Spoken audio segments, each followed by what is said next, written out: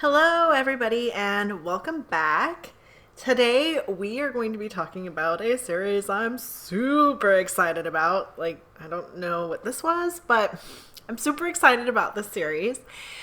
Um, I mentioned it when I was when I was doing my magical readathon wrap up. So you might be able to guess what it is. Let me grab it. It is. Oh, that's not helpful. There we go. The Illuminae Files by Amy Kaufman and Jay Kristoff. It is a beefy set, but a lot of the space is taken up with it's very lightly written. I mean, there's still a lot to it, don't get me wrong, but I'm just saying, you see a book this thick and you're like, holy moly, but it's not as dense as it looks. So, the premise of this series is there is a colony off on this distant world. It's a mining colony, and apparently it's illegal. It's not sanctioned by the world power, whatever you want to call it when they're on multiple planets, the Federation, to use some Star Trek terms. And the opening scene of the first book is, so if I can get centered, the opening scene of the first book is the colony being bombed. And the whole series is them trying to fight to survive and figure out why this is happening and try and take control of the situation, basically. And the three different books kind of have different feels. The first one feels very Battlestar Galactica-esque. And the second one kind of has a Die Hard vibe. It's on a space station and it gets taken over by terrorists. And the good guys are crawling around in vents and trying to thwart the terrorists, basically. And so it was Die Hard in space. And it has a lot of a kind of similar humor vibe where even though stuff's kind of spinning off the rails, people are still cracking jokes, and it's definitely heavier than Die Hard. So I don't want to be oh, if you like Die Hard, you'll love this. They don't really equate, but it has kind of that feel to it. And you might be what 35-year-old woman is let me talk about Die Hard when I'm explaining these YA books, but Die Hard is my favorite movie. I was sick last week and my husband was off on Saturday, and so I just stayed in my pajamas, put my hair in a nasty ponytail, and just sat on the couch. And he was I really like to watch a movie. And I was fine, pick whatever you want, because I'm only gonna be half paying attention, whatever, just do your thing. And then I heard the old school 20th Century Fox intro and the plane taking off. And I was I know what movie this is. Oh man, I'm really excited. So yeah, all of that to say, the second one kind of is Die Hard-esque. And then the third book kind of has a Holocausty internment camp feel, which I realize is quite a veer. I want to be super clear. All of these books are heavy. None of them, there is humor in there to kind of diffuse the situations and make it so you can actually get through the books without wanting to just crawl under the covers and never come back out. But at the same time, there's thousands of people die. There are atrocities done. There are horrible things that happen. So I don't want to be oh, it sounds it's like Die Hard, and you're hey, that's a fun movie, and then you're this book is really heavy. I just mean it kind of has that vibe. So warnings for you if you are considering these books, which you should, because they were amazing. There is, like I said, war crime type atrocities. There are thousands of people die. There are scenes, not many, definitely like not many, but a handful of very gruesome scenes of violence, especially in the first book. Especially in the first book.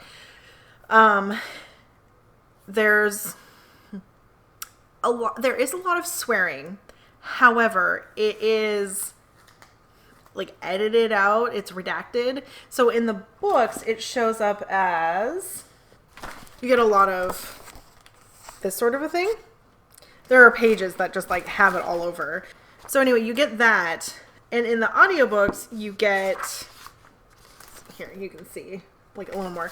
In the audiobooks, you get like the radio edit that you get when there's a song released where it's like the first two letters, the vowel is like toned out, and then the last letter. The swearing is not subtle. They edited it out, but like everybody knows what they're saying still. So those are the warnings ahead of time. Now let's get into what's amazing about these books. So they are action-packed from the get-go. I mean, like I said, the opening scene of the opening book is this colony getting bombed, and it just spools out from there. And these authors do a really, really good job of getting you invested immediately, even though you have no idea what's going on, which is great because it's really hard when you have sci-fi or fantasy to be invested right away, because a lot of time there's the first like however like large chunk of the book at the beginning is just world building, and you have no idea what's going on, and you're just trying to figure out like the terms they're using. And the thing with this book is there's not really a lot of world building. They're like, it's the future, we're on another planet, most of this happens in space or on a space station, you can visualize, and that's it. So even though you don't know what's going on because the characters don't know what's going on, you know what's going on. Like, you can still follow the story and you know what's going on, if that makes sense. Like, you don't know why these things are happening, just like the characters don't know why these things are happening, but you actually understand what is happening right now, which a lot of times, like I said, in a fantasy book, you're like, it's a bunch of gibberish that doesn't make any sense yet, and eventually it will, and I'll look back and be like, aha. Anyway, but there's none of that in this book. You start the book and you're like, oh, I know what's going on. Like, this colony is getting bombed. I don't know why, but neither do they. And you basically have the same level of knowledge as the characters. And I love that. I feel like it makes these books really, really accessible because, like I said, with a lot of sci-fi and a lot of fantasy, there is a huge learning curve when you start. And I know that is a barrier for a lot of people. They're just not interested in that kind of like work and effort you have to put in. They just want to read, like sit down and read. They don't want to have to like invest in the world, really. And I get that. Like, I get that. It sucks because fantasy is my favorite genre, but every time I start a new series, I'm like, oh. Which is why I love to do series, because once you've read like the first quarter or whatever of the first book, you don't have to go back through that. So you get all these other books without having to deal with the, I don't know what's going on in this world, I have no idea what's happening sort of a thing. So yeah, that's what's great about these books is they're still, even though it's really, really dark and really, really heavy at times, they are still fun books. The characters are still like making the best of things and trying to crack jokes and just like, I feel like that's super realistic too. If you're in a situation where it's like, I have to get through this horrible stuff or I literally won't survive, you have to do stuff to like trick your brain into getting through the situation. And a lot of the ways that people do that is like through dark humor. And so not only did I appreciate that because it kept the book, I don't want to say light, because it definitely wasn't light, but it kept the book more palatable. But also I feel like that's just a realistic way that people would probably try and handle this sort of crap that's thrown at these characters. So I really liked the way that was handled. It wasn't disrespectful. It didn't like make light of what was going on. It was, hey, we're just going to do the best we can with this terrible situation. So the pacing with these books is intense. I mean, if you're like, I want a book that is going to be like all out, pedal to the metal the entire time, basically, here you go. If you're like, oh, I just want a leisurely beach read for the summer, not the books for you. Or at least not right now. So the pacing is intense. But at the same time, you also don't have that lag of all of this stuff is happening and I don't know what's going on like you would normally have with a sci-fi book. And so while it is intense, it's not overwhelming, if that makes sense. And it makes these honkers of books, I mean, I don't think there's a single one under like 550 pages, go by so fast. Now, another thing I want to say about the pacing with these that also adds to a quicker pace is, even though this is a trilogy, and normally when you have a series, the story isn't done, you're usually left with a cliffhanger or whatever, and then the story continues in the next book. With these, each one is its own separate scenario, and while the scenarios relate to one another, everything that's going on in this book is more or less tied up. So you do have not open-ended books, you have closed-ended books, which adds also to the pace of the book because they have to tie everything off before the end. They can't just like leave stuff until the next book.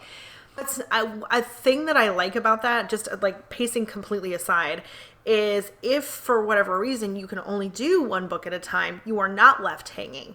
And while you know, like basically they're like, okay, here's how this story ties off, but now off here, this was going on. And then it's like end and scene.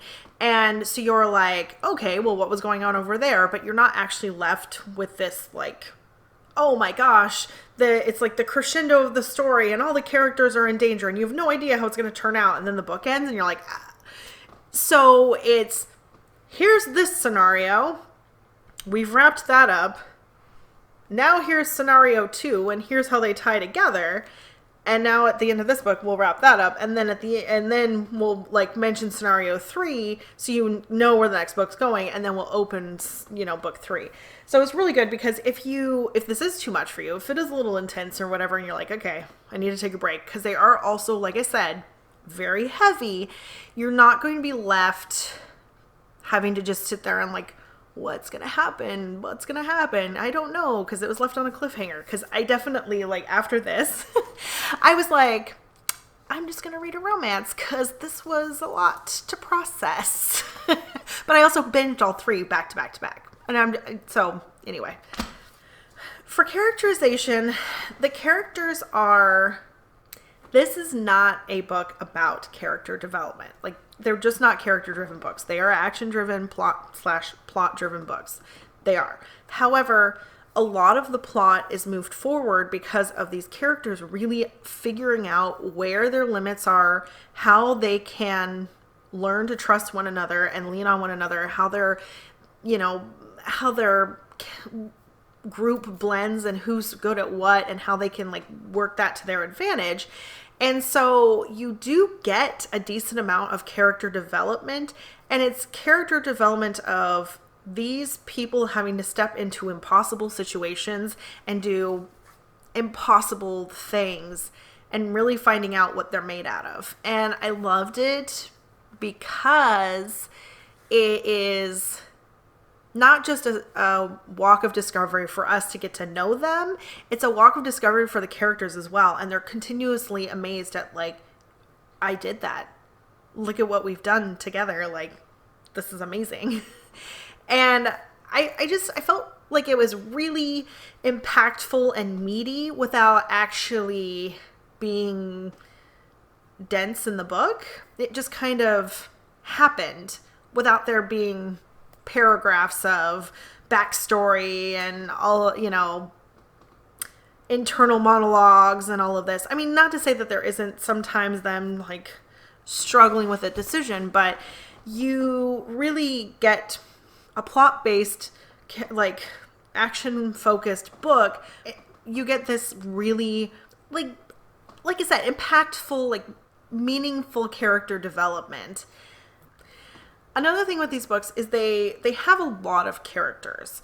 Each book has its own kind of like central circle of main characters, and there's that group. So the group of main characters kind of builds as the books add on to one another, but also you have like the main circle of main characters, and then there's a bunch of important secondary characters that you might not see a ton, but have kind of pivotal roles in what happens in the book.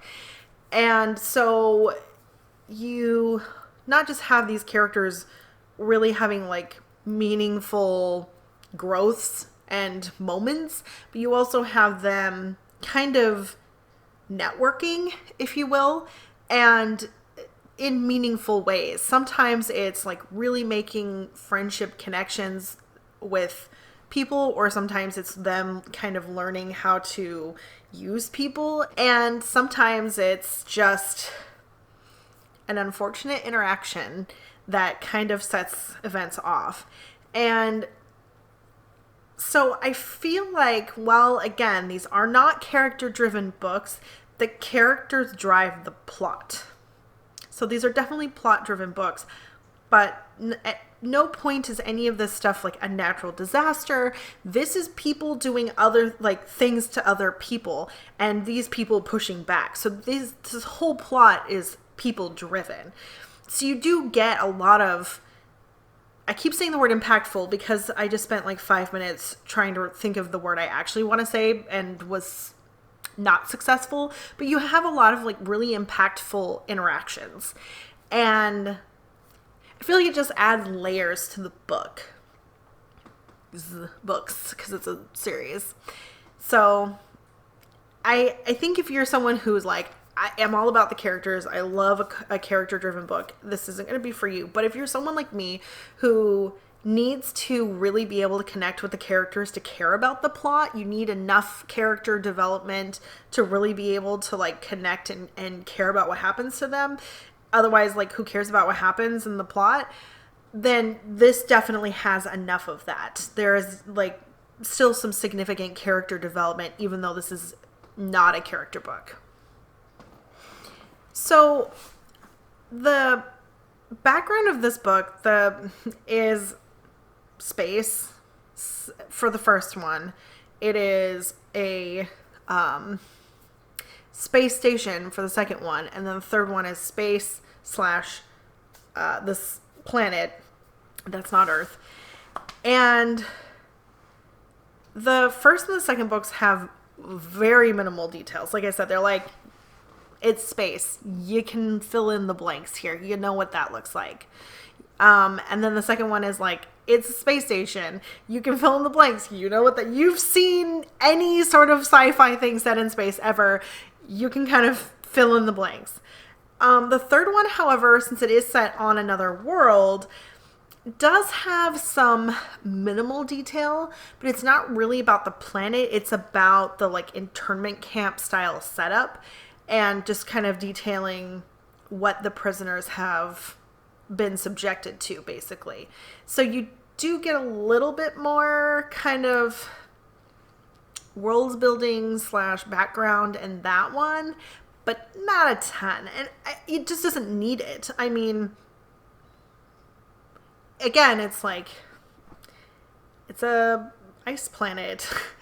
There's some bunkers, like, but it is enough to give this, like, with the first one, you know, they're stranded in space, and it's like, that adds this tone to it of just bleakness, because there is no one out there to call for help to. There, you know, if things don't go well, that's it. There's no where you can run to. There's nowhere else to like, well, some of us made it away. Well, some of us didn't. Like, that's it. So, and I mean, that's really true of the second one as well, because it's a space station set in the middle of nowhere. So for both of those, the frame adds this desperation, I guess, if you will, to everything that's happening. And then for the third one, the frame of this like internment camp just really gives a very solid divide of like who's the good guy and who's the bad guy. And they try to kind of play with that line a little bit. And my husband and I were both like, no, there's no rationalizing this. There's no trying to like reason away what's been done. And I don't know if they were doing that intentionally to try and be like, look at how people can like rationalize stuff, or if they were legitimately just trying to like give people a motive in the book. I'm not sure, but you have this, the frame in the third book just gives this really solid sense of like right and wrong. And I think that's not quite what they were going for. But that is absolutely, like, my husband and I both got that feeling of like, these are the bad guys and they are evil, and these are the good guys and they are just trying to survive. So the frame definitely affects the tone. You definitely get a different vibe from the first two and the third. And you definitely have, like I said, an added layer of like, if stuff goes sideways, we're hosed because we're in space like 400 years away from anybody else. So we've got nobody to rely on but ourselves, so we better figure this out. Now these I did both, if I'm being totally honest. So I work for King County Library System. If you live in the greater Seattle area, or really, yeah, if you live in the greater Seattle area, you can do the same thing I did, where I got the downloadable audiobooks and listened to them, and then I also checked the books out. And you check with your local library system. They probably have both as well. I mean, I don't know, obviously, but I can say for sure that King County is both. And it was awesome because there's so many cool things in the books. So, like, this is a flight pattern of pilots who are getting ready to do an attack, and it's like each pilot is thinking something as they're like going off to battle, and this is what each pilot is thinking. And you have a bunch of things like that where it's just stuff that doesn't translate into the audiobook. There's just no way. It's visual. It's just exclusively visual. For example, like here is one where there's a bunch of missiles being fired, and this is like the pattern that they take. At one point, one of the characters is outside wearing mag boots, leaping across in zero grav across the outside of the ship, and the words literally like follow their pattern as they follow the exterior of the ship. There's more. I just had to be really selective about what I showed you because I didn't want to give anything away. So there are definitely things that do not translate to the audiobooks. So the audiobooks are done with a full cast, and they do an amazing job, you guys. Amazing. Like, truly like a stellar job. And I feel like there are things that if you just read the books, you're going to miss out because the audiobooks have this that they do better. And if you just read the audiobooks, you're going to miss out on some of the visual stuff. So literally what I did was I checked both out from the library. I would listen to it, and then every couple of days I would pull the book out and just like flip through the parts that I had read like on the audiobook, and anything that wasn't prose or like chat logs or whatever. Here's a note that one of the characters sends another character, things like that. So anything that wasn't just, like instant messenger logs or like I said, like prose or dialogue, just straight dialogue, I would read through. And I mean, we're talking, it would take it to go through the entire book took me like 45 minutes, maybe. So it's not really that much of an extra commitment, but I feel like you get the absolute best of both worlds. So if you happen to live somewhere that has a library system that has both, I recommend, if at all possible, checking both out and like I said, listening to it on the audiobook and just flipping through anything that you had just listened to see if there's any pieces, like visual stuff that you missed out on. Because the books are great. They're great. I know I normally kind of am like, here's my opinion. I'm going to now set that aside and give you like the breakdown. But these are the first books that in a long time that I was just like, I can't wait to listen to more of them. I'm so excited. I have to know what's going on. And for that, I will always be grateful. I've been in a reading slump for a super long time, and these like really got me out. I'm like, can't wait to read more things. So I highly recommend, but like I said, if you are sensitive to any of the things I mentioned at the beginning, maybe these aren't the books for you, which breaks my heart because they're amazing, but they are definitely not the books for everyone. And for that, I can say, like, I get it. I understand.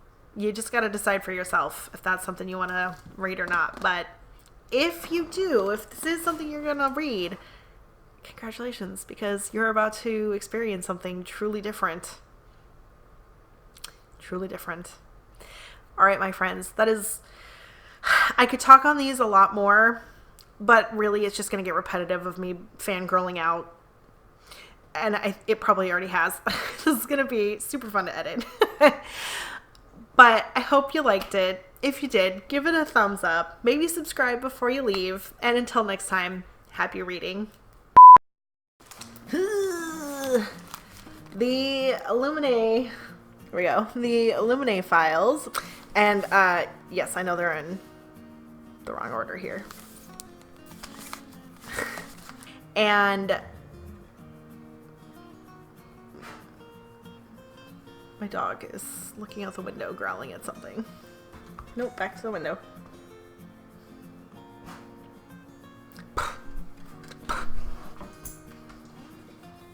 Gotta tell those neighbors who's boss. They're not allowed to be in their yard. It's too close to my yard.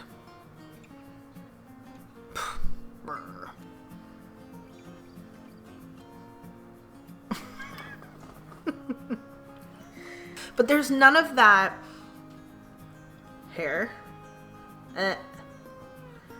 Trouble with lip gloss when you have 3 pets. It just attracts everything. Listen to the audiobook. Okay. I'm interrupting myself. I want to start with... No. Backtrack here. I can't get centered today. And this isn't just like a metaphor of my life. I just feel like it adds layers. I don't know what that was. It just took me like 19 minutes to say something. I'm probably going to edit down to like 2. Ooh. I just hit my head on the books.